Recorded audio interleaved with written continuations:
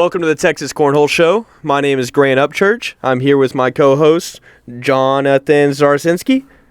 That's me. Schnizzle-Bopperski. Schnizzle-Popperzinski-Naderski. Crazy. Well, yes, sir. We just finished up an awesome week at the TCL League Championship. There was also a ACL Pro National event on the same weekend. So we had a lot of our Texas pros out there instead of at the League Championship.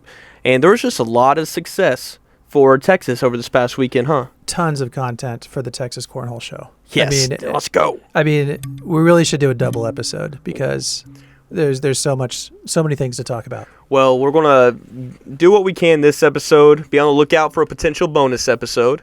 Yeah. I'm also very excited because after today, we will be disappearing for a while. But we're going to be coming back with the Texas Cornhole Show 2.0. Yes, sir. And I cannot wait to see what we come up with. I'm excited. For people that don't know, Grant and I talked about starting a podcast a long time ago. I heard podcast, right? Yeah. And I'm like, okay, audio equipment, done. And then it became a show. And I'm glad it did. But, come on, the video has been bad. I mean, the number one thing that people tell me is it's too dark. The video's not that good. I get it, and everybody's right. Guys, the reason it was so dark is because we're not the prettiest of people. Yeah. So we wanted y'all to feel comfortable watching us, because it's rough sometimes. I don't know. I think you're like a 5. Thank you. Yeah. Hey. And is that gay? No homo? No homo. Not a fur. If you gave me an 8, and we'd be talking. That's a good point. But yeah, Texas Cornhole Show 2.0 will be coming. Probably, I'm thinking August is when we relaunch it. This is going to be the final episode of this season, and maybe there'll be a bonus episode during the center circuit. I'm feeling pretty good about that. Oh, I can't wait for the center circuit too. Yeah. There's registration has been crazy. I think Vernon is the lowest, and it still has like 70 to 80 participants. And that's great for Vernon, by the way. That's great. But we have some of them are up to like 130 plus participants. Even the West Texas one, we're going out to Midland. We're going out. We're going out to Odessa, and then we're going to Abilene. And the registration there is awesome, absolutely awesome. Yeah, it's gonna be great. I'm gonna be at a bunch of them. So, and we'll have some Jimmy bags out, I think. Oh right? Yes, check it out, the Jimmy. It is a Republic, but it is what the Republic it's better than the Republic in its prime, or the PA. That's why I would say it. That was the first bag I loved, first bag I got really good with. I'm excited to bring it out again, and it's just, in your hand, it's beautiful. Yeah. It's just beautiful in your hand. Took forever to find that carpet, but we got it. It works amazing. I love it. And you know what? I think that Ultra Psycho R just launched with that carpet on the same slow it. side. Yep. And they used it's basically a board bully. If you guys want a Ultra Psycho R in the TCL, you can try the board bully or the Unicorn. A Unicorn is the Unicorn's different because I don't know if that's true, but it's reverse rave. Right. I think the Psycho is too. All Ultra bags I've ever seen have been reverse rave. Oh, really? I thought when I looked at it, I thought for sure it was regular. From what my experience with Ultra bags has always been reverse rave. Oh, well then if you want a Psycho R, get yourself a Unicorn. Now I'll pull back on that a little bit because it's got that throwing stones touch to them. That's going to make them good for the rolling and the more the block game. Yeah, definitely a black roll game. I like that bag. The Big Stones Unicorn. But yeah, we'll be launching some Jimmies pretty soon, and you can use them in the center circuit. It's going to be pretty great. I like that bag. We'll be making them next week, I believe. So that's going to launch. And it's also coming to TCL. Yes, absolutely. And, let's go ahead and talk about that for a minute. There are a lot of changes coming to TCL and with bag companies. There is a new, agreement that bag companies have signed, and it's going to change a lot of things. It's going to change what Big D does. I think it's going to change what players do and what bad companies do with players. And so be looking out for that. And also to address rumors, people did text me recently about whether or not I'm selling Big D or getting away from Big D. While maybe I'll sell it, but I'll always be involved in that company. And I'm actually, I don't look at it like I'm selling the company. It's more along the lines of getting help. having people come in and helping me out so that I can focus on what I'm really good at instead of trying to do everything. Well, what I do have to say is Jonathan Zarzinski, Shinchel Popperski, needs to remain in cornhole because cornhole is better with him in it. Yeah, I'm not going anywhere. All right, cool. So let's go to our agenda. Number one thing, just to kind of talk about it briefly, Major League Cornhole. Did we call that or what? Dude, I've been saying it from the get-go because at when they sent out those pamphlets to recruit teams, brands, whatever they were doing to get their league going, huge asking price of $100,000. Yeah. And of course, we've already had a couple people committed. No, you don't. And you go through there and they talk about how you're going to make your money back or make money and do this and do that. And honestly, it's just a bunch of numbers on a page. They had no tangible ways of pulling. They went to other leagues and pulled numbers from other leagues, Texas Cornhole League included, ACL, ACO. They pulled numbers from those leagues and applied it to their business that doesn't even exist yet. So, well, I'm glad that we had the foresight to predict the contrast. Whatever. I did try to get involved as a bag maker, and nothing. It was very difficult. Let's just say that much. And the number one thing that I received was, you got to give us money so that we know you're serious. And I was like, okay, well, how about terms? Can we talk about terms? Like, money's not necessarily an issue. And I just couldn't get any farther. It was like, no, you got to send us a check. And I'm like, well, that's not really how I do business. So I moved on from it. And it's a shame, to be honest, right? Because I'm a fan of cornhole, and I thought some of the ideas they had were really, really good. And I think on our last show or the one before it, I did talk about watching some of of their competition on Facebook Live, I think. And it was pretty entertaining. I was entertained. There was a crowd there cheering. I was surprised at the fact that I wanted to watch it. I keep saying that I don't think cornhole's a spectator sport. It's more of an experience that people take part in. But I might be wrong on that. I think that the spectator aspect of it can be fun. And they did mention several things in I think it was the first guy that started it. He kept using the term tension and creating tension. And I think you can definitely do that in cornhole. And that really exciting ACL match that we watched recently, there was a lot of tension being built up with the use of timeouts. And yeah, they did it. I really like their format. I want to see that format continue because it's interesting and it's fun to watch. I was sad to see him die. And by the way, all of a sudden, like, a team drops out and then they make a post, by the way, we're shutting down the league and we'll be back. I don't know if he'll be back. I don't know about that. We'll be back, but we want $50,000 from each team this time. But zero explanation. No. And apparently the teams and the players were caught off guard by this. I bet so. And they were just like, oh, we're out. We're done. Right. Whoever was. And they said multiple times, the new guy that came in, I forget all of their names, we're not going anywhere. We're here for good. And poof, vanish, vaporware, gone. Yeah. Do you think it's because they weren't getting much traction? I mean, it has to be that they weren't making money, right? Sales solve all problems, and they were not selling admission tickets, concessions, merch. I mean, they weren't selling anything. That has to be it. Flawed concept, in my opinion. Like their revenue stream, they were trying to get revenue from spectators and concessions, merch, etc. The things I already mentioned, and I don't know if that is the right way to make money as a cornhole league.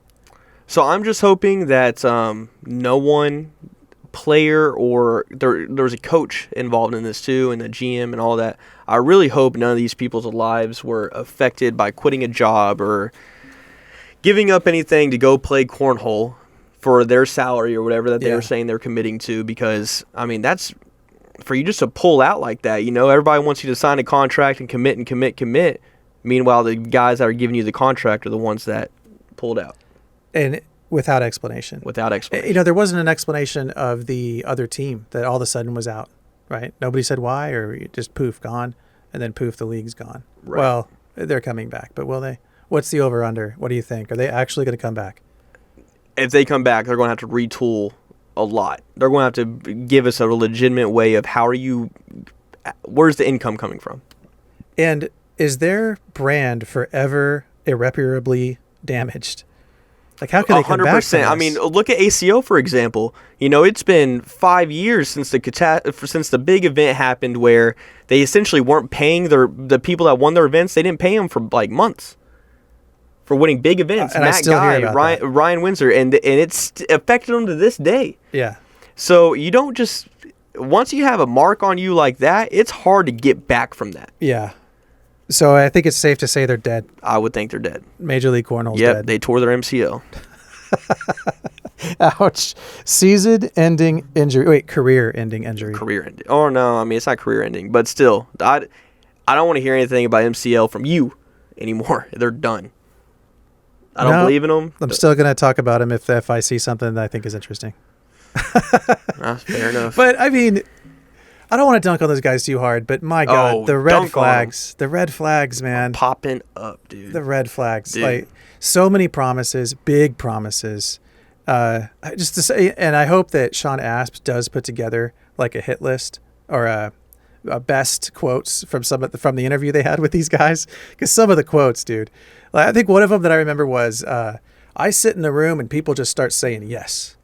That's one of the ones I remember. Scammer. Dude. And just, I mean, big promises. When anytime somebody says big promises and I know a guy with money, and you got to write me a check so I know you're serious. I mean, these are just massive red flags. Right. And doesn't know the game of cornhole too, by the way. And you're going to jump in and run a league and have a team and all this stuff. Like, let's at least get familiar with the game. No, it's just, even if you're sticking out there a little far, right, and you're making little white promises that aren't that like, no, we're going to figure it out kind of deal. They were making the biggest promises. Like they were offering the world, and it's like, where is this coming from? Yeah. Who do you know? You don't know? They don't, I guess. I would love to be a fly on the wall and get all those emails. Any hackers out there, you get the email database from MCL. Would you send it to me? Because I would spend days reading those emails. I would think it'd be so interesting. All right. Enough about that. Spent too much time on MCL, but that's probably all the time we'll ever spend on it from here on out. Love it. All right. Next up, ACL Texas dominates. Eddie Grindersleeve, Caleb Batson, which I am so excited to see those guys throw the way that they threw. I'm so excited to see Caleb Batson. There was a crazy stat that was out there about him, about like how he didn't throw a bag off the board the entire tournament. Wow. Like it was. I'd believe it. And how about the way he looks? I know I shouldn't comment too much on the way he looks, but have you noticed how he's looking healthier? He transitioned from he's growing up, a pudgy kid to like a grown man. He's growing up, like taking care of himself. And I'm sure it feels really great for him too and Eddie both to get over that hurdle and win a national. Yeah. And I've had nothing but respect for both of those guys because when they do have the opportunity to talk, I think Eddie won one recently. I think back when you won a couple of years ago, maybe more recently. So when I won my deal in Vegas, he won one of those right before then. Okay. So I just remember him being real cool, down to earth, humble. And just for those that do not know, Eddie Grindersleeve is like the original greatest of all time for TCL. He was the guy. They used to drive like 2.5 hours just to go play in the Texas Cornhole League night up in Dallas.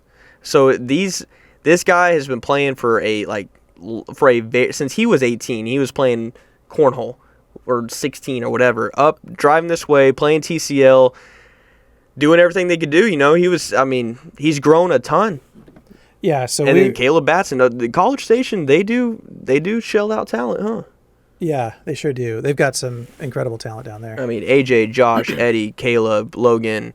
They have a new younger kid, Braden Wilson, I think. They just tons of talent. Yeah, and I was looking. I don't have it up. I should have screenshotted it, but I do believe that they are now part of the top 5 doubles teams. Good, Caleb and Eddie. So they're continuously putting out results and doing well, and they finally got a big dub. Right. Now, Fisher Hamilton doesn't count as a Texas guy. But he plays with Gavin, so we're going to say, and he's a young kid. He's a young kid. Congratulations, Fisher. Maybe he'll move to Texas. Yeah. Stop crossing the line. Stop going over the middle of the board the way you do. That's my only complaint. Well, he won $8,000. That's a pretty big payout for a kid, man. First place pro singles at this bag brawl event. Hey, you better go save 60%. Do whatever you want with the rest. Yeah. Well, not Texan, but good for him anyway. And then I'm scrolling down the line here, and the first Texans I see on the singles events, both got fourth in their bracket. That's Logan Chamberlain and Gavin Cano. The singles, you said? Yeah, this is singles. Fourth in your bracket, which, by the way, fourth in your bracket it's a pro national. Yeah. You're throwing against the top talent in the nation. That's really, really good. That's pretty good. And $700 each. I love that ACL is publishing their payouts. I think that's great. Transparency is key. Yeah. Yeah, and I like seeing it. All right, we mentioned this on the last show. Has Logan passed Justin? The K9 guy mentioned it. And now Logan's at fourth in his bracket, and I got to scroll for a bit to get down to where Justin is. I think that's ridiculous, to be honest with you. Yeah. Because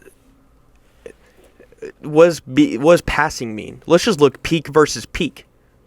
Peak versus peak. That's a good point. We're talking about 2 months time that's passed here. Yeah. So I don't want to hear that. I mean, they're both crazy talented, and they can be neck and neck, but at the end of the day, when you look at the, what do I have? What accomplishments do I have in my belt? Justin has more than Logan. Yeah. I like that. Peak versus peak. I like that. That's good. And so that answers the question, no. But Logan's playing great. He is. Right now, he's playing a little bit better than Justin as far as these stats and placements go. I looked at PPRs too, and I think Logan was higher than Justin. Not that PPR matters, Mr. Blocker, but it is a stat that people look at. All right, so that's singles. Although let me keep checking here. Matthew Creekkiller, he counts. Fifth Oklahoma, in bracket. Yeah, very talented. He throws BG Vikings, I think, typically super good. Plays with Jacob Foreman. Yeah, so he's right under Logan and Gavin, fifth in his bracket. Yeah, so good for those guys. All right, pro doubles. We already talked about that. Eddie and Caleb win it, and then scrolling down, there's Justin and Logan, second place in their bracket. So they're still playing pretty hot. And I think that they are second in ACL overall in points. The only thing I don't like about the format ACL has, so it's a double elimination bracket and your bracket. And there's typically 4 brackets, right? Yeah. So it's double elimination within your bracket. Once you win your bracket, then the winners of each bracket play each other in a single elimination tournament. Yeah. I don't like that. Right. It should be a double? I think it should just be double elimination. Yeah. I agree. Why not? Why does it need to be 4 brackets? Does it really make it go by that much quicker? And it's hard to follow. Like, you have all these different brackets you got to try to load on your phone. Well, then it also almost throws in the excuses in there of oh, look who's in my bracket. Look at the talent I had to play against, that kind of thing. So me personally, I would think that they need to get that into one bracket, or at least explain to me, not me, but explain to the public why we do 4 brackets. Well, and also, why not rounders? Because flying all the way out here and going 0-2 and going home. Don't they do rounders? Do they do rounders before the bracket? I thought they did. Oh, we're asking the wrong I could guy. be wrong. Never been to one of those ACL events. I know they've changed it up. So I don't know how a national works because it's been a while since I've been at one of those. Well, Jacob Foreman and Matthew Creekkiller, they got second in their bracket, so they did pretty well. And then there's Fisher, Hamilton, and Gavin Cano, second in their bracket. What's the lowest spot they pay? Looks like it goes all the way down to 6th in bracket. And which is how much? $250 for the team, so $125 a pop. And you're doing that for every bracket. I mean, it's a lot of. It adds up at the end of the day. Yeah, they're paying out a lot, man. The doubles team got $11,000. Eddie and Caleb both got $55,000. I can't say in their pocket. Usually, I say in their pocket. No, it's in their ACL wallet. It's in their ACL wallet. Taxed. Yeah, they will get some tax forms at the end of your career. Of the year. You gotta get taxed. All right. Before we leave ACL, what an incredible coincidence in the pro blind draw. Justin and Logan pull each other and win it. $4,000 in the old pocket. That made the trip worth it. Yep. That must have been fun. I wonder what that was like when they get the results. How do you get the results in your blind draw? Is it like Scoreholio? Yeah, notification pops up who you're playing with, and you're like, oh, okay. I know what we're throwing. Okay, yeah. They must have been pretty stoked when they saw that. Yeah, cool. And then women's singles. I don't see any. Oh wait, Deborah Odom. She's from Texas. How'd she do? She placed 5th. Open women's singles. Okay, that's good. Cheyenne Bubenheim won it. Machine. Yeah. Cheyenne Bubenheim, if I remember correctly, at this tournament, yes, second in her bracket. So she's getting closer and closer. I don't think she's won one of these big You call them nationals. So Is that this right? is going to be messed up. I'm saying this. Okay. Maybe you shouldn't. I'm going to say it. All right. Because, I mean, to a degree, I think it's true. I think Cheyenne is the only female cornhole player I've watched and I've seen compete against the highest end of male cornhole players. And it's like, nah, dude, she's just as good as any of them. Yeah. And the other female players, not saying that they're not super talented. I'm not saying that whatsoever. But when you go, top females versus top males, Cheyenne might be the only one where I'm like, I'd give her a shot. I don't think that's that controversial. I think you're right. Well, I don't want people coming for my throat. Well, the stats prove that point. Right. And her finishes prove that point. Like how many times does she win women's singles? Which, by the way, open women's singles only paid $425. I think I remember looking at the payouts once, and the women's singles paid the same as the men's, but that has changed. Or the open. All right, so let's see. 21 minutes. I don't like that either. Don't like what either? That the women's pays out the same as the men's? It doesn't. Okay. It doesn't. So she won $425 for winning women's. What I said is I think once before I saw that it was the same, but I think I'm wrong. Okay. Maybe it was the pro shootout. Is there a women's pro shootout and they get paid the same? Or they get paid? That might be the case. Yeah, it's not really fair when you have a women's that get to play by themselves and then open where dudes have to play with the women. Right. I mean, it's not just a men's division. It's not objectively fair. Yeah, that was a big controversy back when women wanted to play on the PGA Tour. I forgot that Swedish girl's name. Annika Sorenstam caused a lot of controversy, and I remember Vijay Singh was made a comment about, well, can I put on a dress and go play in the LPGA? Well, now you can. And he got in trouble. Yeah. Well, that's a good point. Maybe right now you can. All that money. Is that ever going to be an issue with dudes playing in the girls' division? Yeah. No. Yes. And it'll only become an issue once the money gets higher. Okay. Once there's a financial side of it, I can definitely see that being a problem. Yeah. Well, we probably shouldn't get into that topic, but I am curious to see how all these different sports groups start regulating that. It's becoming a big issue. There's a lot of female athletes pushing back hard on it of how is this any type of fair? I think there's a college athlete or maybe a high school athlete. I believe it was a high school athlete, a super good female runner. I forget from which state she was from, is suing either the school district or the whatever and saying, hey, I'm losing scholarship opportunities because I'm competing against a biological male. Yeah, you have to prove up some kind of real damage. Right. So she went with scholarship. Yeah, she's I'm not getting scholarship offers because I should be winning all these events, but I'm not because I'm running against biological males.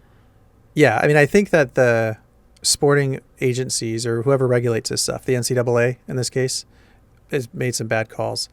But can't they regulate this just like steroids?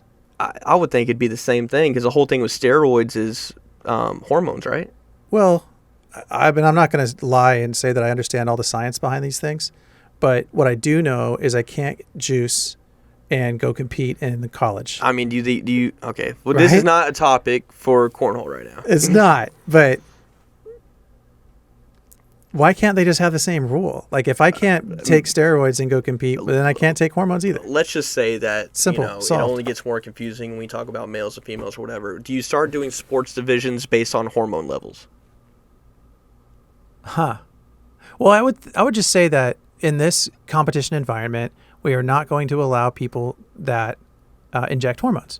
Sorry, but you can't compete in this competition if you inject hormones. Just like if you inject steroids or all the other things that are banned, that's the playing field that we've decided to create.